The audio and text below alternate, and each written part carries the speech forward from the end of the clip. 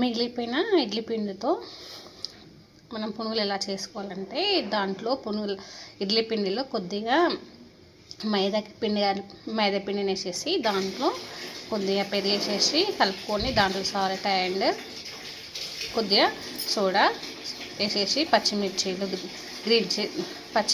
ఉల్లిపాయలు వేసేసి బాగా కలుపుకొని దీంట్లోనే పునుగులు లాగేసుకుంటే చల్లచల్లని వాతావరణంలో చాలా బాగుంటాయి. బయటకంటే ఇంట్లో వేసుకుంటే చాలా టేస్టీగా వస్తాయి. ఇలా పునుగులన్నీ ఇలా వేసుకోవాలి.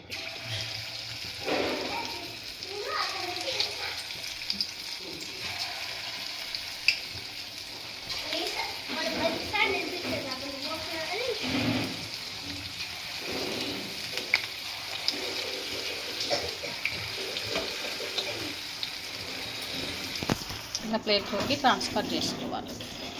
పునుగులు రెడీ.